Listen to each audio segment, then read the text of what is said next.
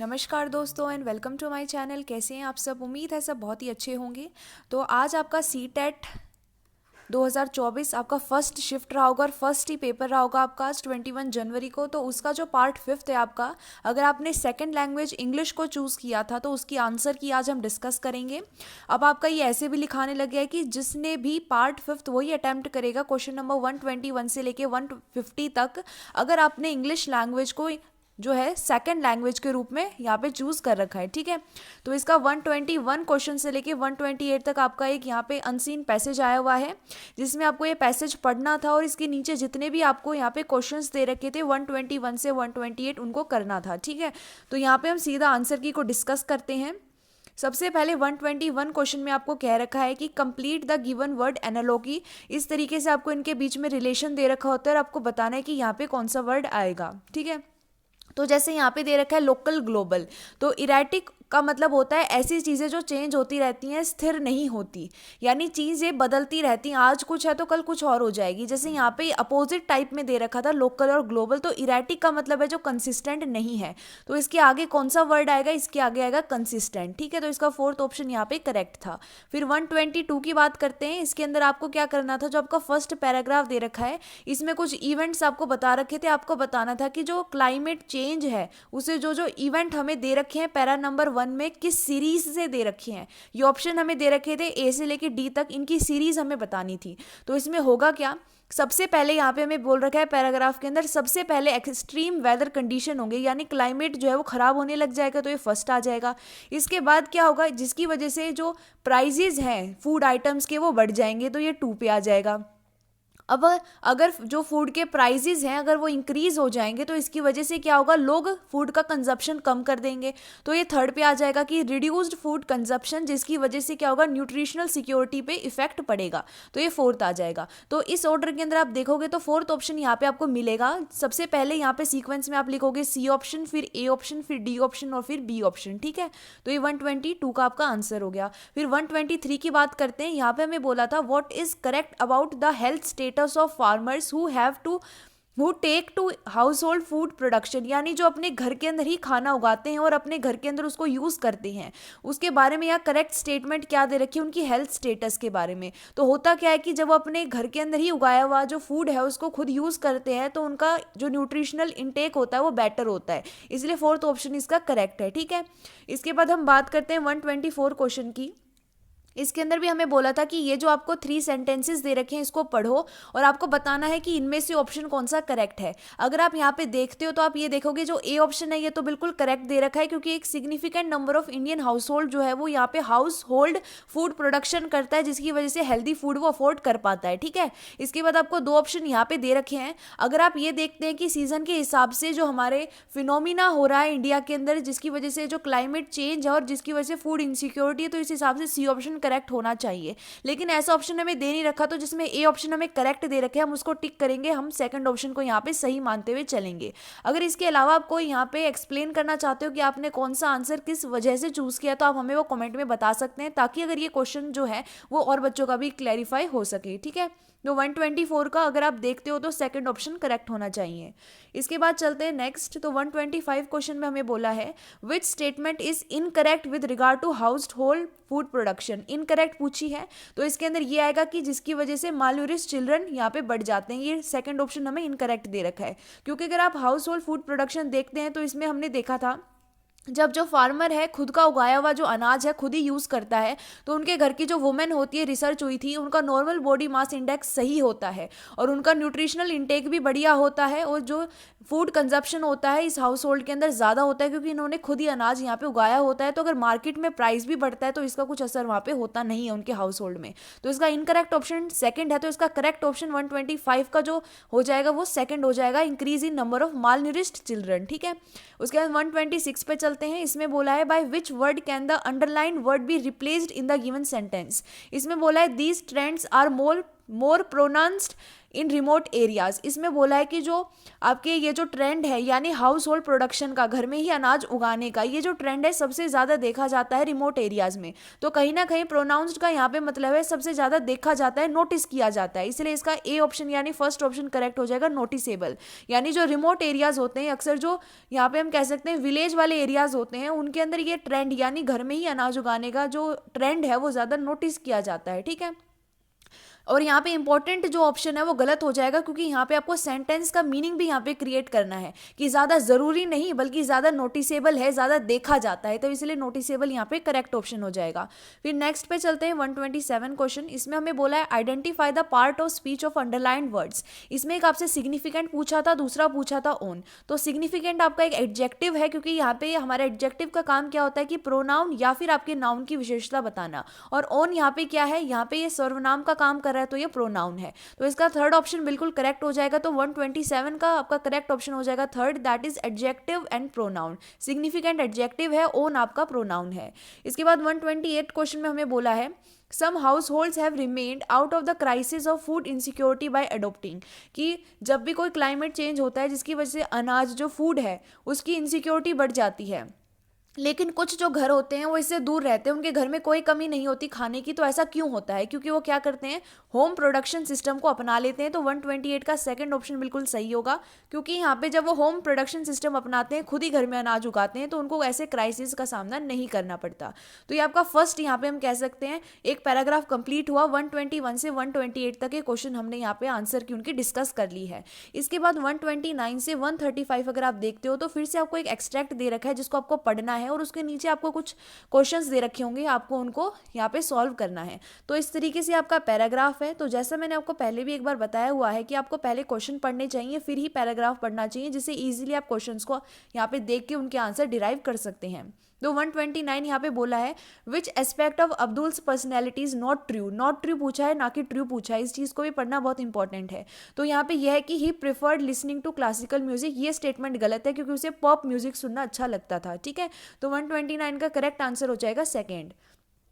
फिर 130 पे चलते हैं। हमें बोला है read the sentences given below. ये सेंटेंसेस तीन हमें जो दे रखे हैं हमें इन्हें पढ़ना है, और फिर ये जो चार ऑप्शन दे रखे हैं इनमें से करेक्ट ऑप्शन बताना है। तो यहाँ पे हमें बताया हुआ है पैराग्राफ के अंदर कि अनटचेबल एक फ्रेंच कॉमेडी मूवी है, तो ये करेक्ट हो गया है। इसके बाद बोला है कि जो दोनों फ्रेंड हैं फिलिप और अब्दुल, इनके अराउंड घूमती है लेकिन उनके सिमिलर टेस्ट नहीं, उनके अलग अलग टेस्ट थे। तो ये बी ऑप्शन करेक्ट गलत हो गया है, इनकरेक्ट हो गया है।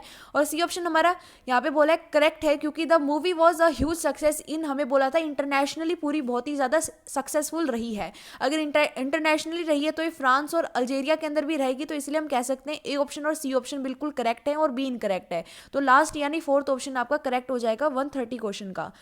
फिर 131 क्वेश्चन की बात करते हैं। यहाँ पे बोला है what bound the two very different man together for years, कि दोनों के कोई सिमिलैरिटी नहीं थी, टेस्ट अलग अलग थे चीज़ों को लेकर, फिर भी दोनों साथ में क्यों रहे। एक तो वो एडवेंचर किया करते थे, लेकिन यहाँ पे एडवेंचर स्पोर्ट्स का है, तो इसलिए ये ऑप्शन हम नहीं टिक कर सकते। तो हम टिक करेंगे फोर्थ ऑप्शन जो है वार्म फ्रेंडशिप, यानी जो उनकी वार्म फ्रेंडशिप थी जो धीरे धीरे डेवलप हो गई थी, उसी के कारण ये दोनों एक साथ रहे थे बहुत सालों तक। ठीक है, तो 131 का सही उत्तर हो जाएगा आपका फोर्थ।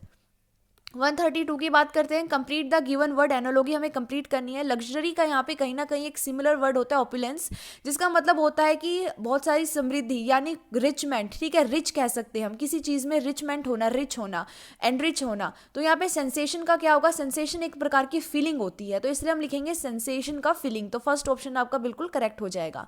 इसके बाद 133 की बात करते हैं। इसमें हमें क्या करना है, पार्ट ऑफ स्पीच को आइडेंटिफाई करना है उन्हीं वर्ड्स का जो अंडरलाइन कर रखे हैं। However their working relationship quickly develop into a close friendship. यहाँ पे वर्किंग का पूछा और क्विकली का पूछा है, तो वर्किंग आपका एडजेक्टिव होता है और आपका क्विकली एडवर्ब होता है, क्योंकि क्विकली किसी क्रिया की विशेषता बता रहा है तो वो एडवर्ब है, और वर्किंग यहाँ पे प्रोनाउन या नाउन की विशेषता बताएगा तो वो एडजेक्टिव है। तो इसका थर्ड ऑप्शन बिल्कुल करेक्ट हो जाएगा। ठीक है, इसके बाद आगे चलते हैं। यहाँ पे 134 की बात की गई है। Abdul migrated to France too. Abdul जो है वो फ्रांस क्यों आया था, हमने देखा था पैराग्राफ के अंदर वो वर्क को ढूंढने आया था, यानी इन सर्च ऑफ एम्प्लॉयमेंट आया था वो। तो इसका सही ऑप्शन हो जाएगा सेकंड। ठीक है, तो 134 की आंसर की रहेगी सेकंड ऑप्शन। 135 में हमें बोला है why did Philip need a nurse. इसको नर्स की क्यों जरूरत थी, इसलिए जरूरत थी क्योंकि इसको एक ऐसी नर्स यानी एक ऐसे पर्सन की यहाँ पे जरूरत थी जो उसको डे टू डे जो प्रैक्टिकल थिंग्स है उसमें हेल्प कर सके। तो 135 का करेक्ट ऑप्शन हो जाएगा fourth, that is Philip needed a nurse to help him with day to day practical things of life. इसके बाद 136 क्वेश्चन की बात करते हैं। Which of the following is not true, हमें पूछा है जो सही नहीं है। अकॉर्डिंग टू एनईपी 2020, जो आपकी नई एजुकेशनल पॉलिसी आई है एनईपी 2020, एजुकेशन लैंग्वेज के बारे में इस पर ज़्यादा डिटेलिंग की गई और हम लैंग्वेज का ही पोर्शन कर रहे हैं, इंग्लिश लैंग्वेज का, तो किस पे जोर यहाँ पे नहीं देती है। तो यहाँ पे आपका थर्ड ऑप्शन यहाँ पे करेक्ट हो जाएगा, क्योंकि इसमें क्लासिकल लैंग्वेज का जिक्र नहीं है जो आपके 3 लैंग्वेज फॉर्मूला है उसमें। तो इसका 136 का जो करेक्ट ऑप्शन, सही ऑप्शन है, वो थर्ड हो जाएगा। ठीक है, तो नॉट ट्रू में आ जाएगा study of classical language under 3 language formula. इसके बाद हम 137 क्वेश्चन देखते हैं। इसमें हमें बोला है teacher in class 8th read out a text of 5 sentences in English. एक जो टीचर है क्लास 8th के अंदर, उन्होंने 5 सेंटेंस पढ़े इंग्लिश के अंदर, 2 बार पढ़े हैं। Asked her learners to listen to it carefully, then she asked them to work in group of 4 to recreate text nearer to the text read out.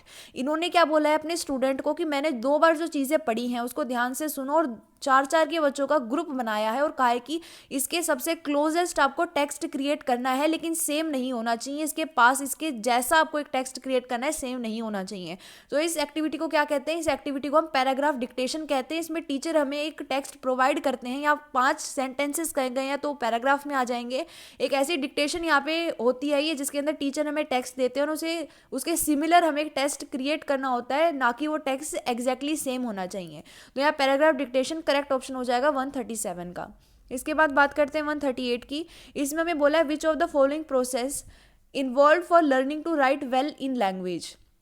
अगर किसी भी लैंग्वेज के अंदर बहुत ही अच्छे से आपको लिखना है तो क्या प्रोसेस फॉलो होना चाहिए? तो 138 का सेकंड ऑप्शन करेक्ट होगा कि सबसे पहले ब्रेनस्टॉर्मिंग होती है। इसमें आइडियाज हम डिस्कस करके कलेक्ट करते हैं, जोटिंग डाउन पॉइंट्स, यानी जल्दी जल्दी पॉइंट्स को नोट डाउन कर लेते हैं जो बाद में हम यूज करेंगे एक आउटलाइन बनाने में। इन पॉइंट की हेल्प से आप एक आउटलाइन बनाओगे, उसके बाद एक आप ड्राफ्ट तैयार करोगे, यानी वो पूरा कंप्लीट नहीं है लेकिन आपने अपने आइडियाज को ऑर्गेनाइज कर लिया है। इसके बाद आप उसको चेक करोगे, उसकी एडिटिंग करोगे कि कुछ उसमें गलत तो नहीं है, उसके बाद आप उसको फाइनल कर दोगे, फाइनलाइजिंग कर दोगे। तो इसका सेकंड ऑप्शन बिल्कुल सही है।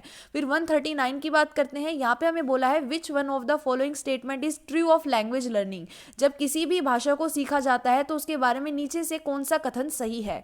तो फर्स्ट ऑप्शन ही इसका करेक्ट है कि सबसे पहले जो आपकी नेटिव यानी फर्स्ट लैंग्वेज, जो आपकी मदर टंग होती है, अगर आपको कोई सेकंड लैंग्वेज सीखनी है तो उसमें सपोर्ट करती है, ना कि उसमें हिंड्रेंस करती है। तो फर्स्ट ऑप्शन इसका करेक्ट है, नॉलेज ऑफ द नेटिव और first language support in the learning of second language. ठीक है, तो 139 का करेक्ट आंसर हो गया फर्स्ट। फिर 140 की बात करते हैं।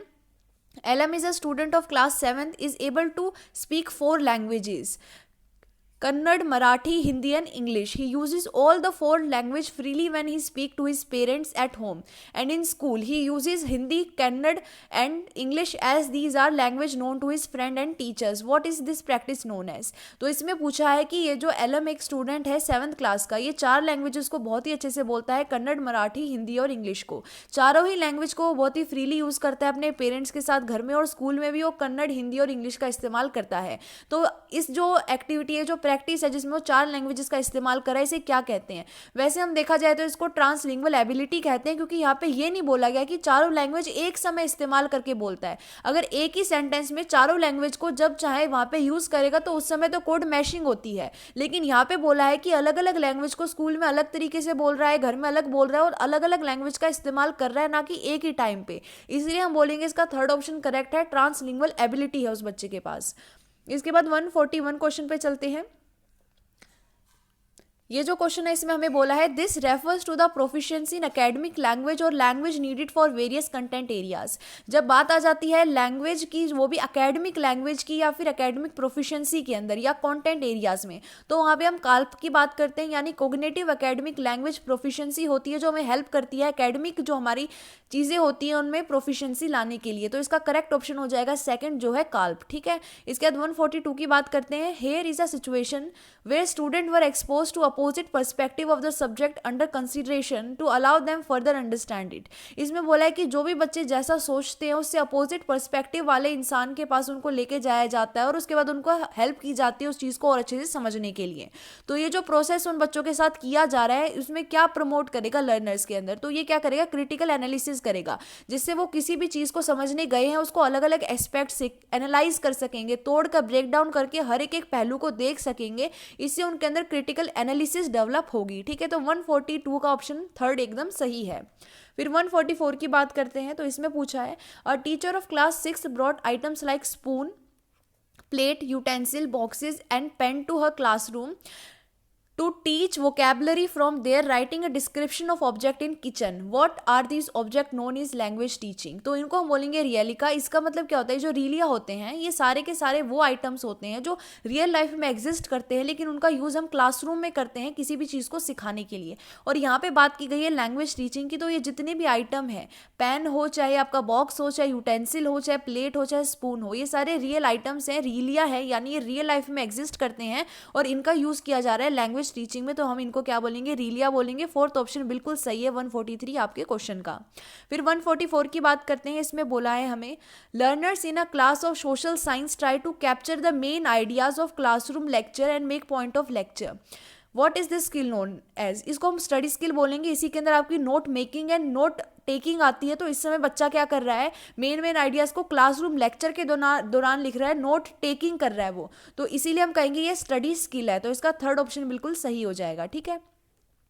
फिर 145 की बात करते हैं, learning outcomes attempt to enable learner to. देखो जो भी लर्निंग आउटकम होते हैं, इनका काम ये होता है कि किसी भी चीज़ के अंदर, चाहे वो कोई टीचिंग हो या कोई कोर्स हो, उसके कंप्लीशन के बाद एक मेजरेबल टर्म्स के अंदर बच्चा क्षमता जो है उसको गेन कर सके और हम उसको मेजर कर सके, एसेस कर सके उसने कहाँ तक मास्टरी अटेन की है।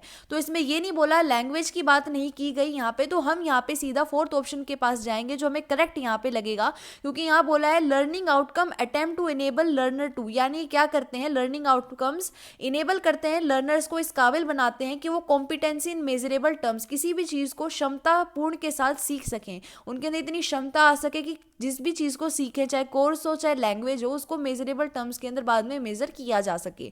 तो इसका फोर्थ ऑप्शन बिल्कुल सही हो जाएगा 145 का। फिर 146 में बोला है व्हाट इज ट्रांस लैंग्वेजिंग। इसका मतलब क्या होता है कि एक लैंग्वेज से दूसरी लैंग्वेज में बिना किसी रुकावट के शिफ्ट हो जाना। जैसे हिंदी बोलते बोलते इंग्लिश बोलने लग जाना, इंग्लिश बोलते बोलते फ्रेंच बोलने लग जाना, बिना किसी प्रॉब्लम के, बिना किसी हिंड्रेंस के। तो इसका थर्ड ऑप्शन करेक्ट हो जाएगा कि it refers to moving from one language to another while teaching learning languages, यानी during the teaching learning languages process हम एक लैंग्वेज से दूसरी लैंग्वेज में बिना किसी प्रॉब्लम के जब शिफ्ट हो पा रहे हैं, उसी प्रोसेस को हम ट्रांस लैंग्वेजेस कहते हैं, ठीक है। फिर नेक्स्ट हमारा हो जाएगा 147।